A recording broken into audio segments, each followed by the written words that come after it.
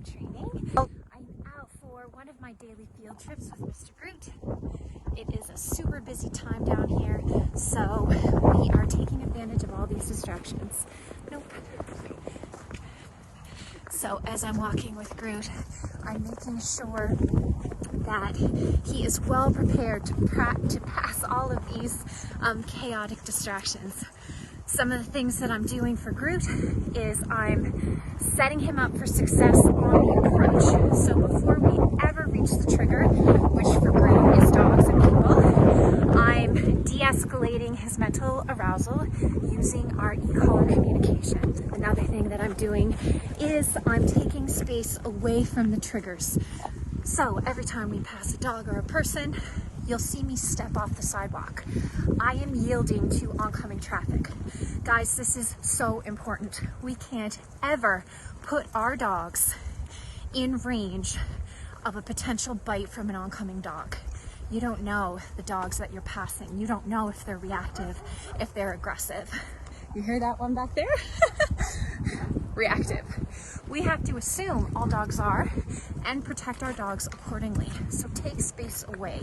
Another really important consideration is our dogs who have been rehabilitated for reactivity, aggression, all that kind of stuff, simply cannot tolerate the pressure put on them by their former triggers getting into their personal space.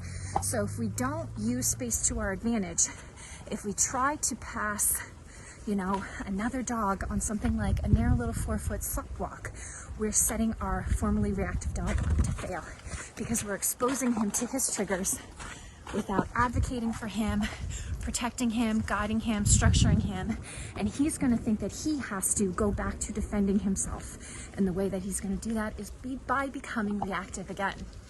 So always use space to our advantage, make space away from our triggers. And another very, very important thing that we want to do is always pass people to people. So I don't want to pass exposing my dog to an oncoming dog. At the last moment, that dog could lunge, rush up to Groot, grab him, and he would lose all trust in his handler to advocate for him, lead him, and protect him because we put him in a failing situation. So when you make space away from triggers, you can often choose which side you go. Try to choose to go people to people. If you're in an area where you can't do that, like where I am right here, I've got the water on one side and I've got a wall and a garden on the other side. What I'm going to do is I'm actually going to pull Groot around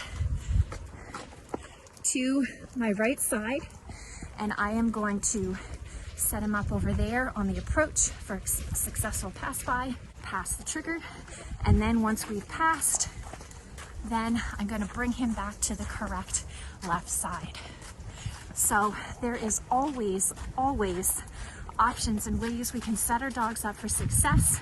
We have to look ahead, we have to plan ahead, we have to always be looking for ways that we can best serve and best guide and best help our dogs so that we have a great walk and that we continue building our leadership with our dogs.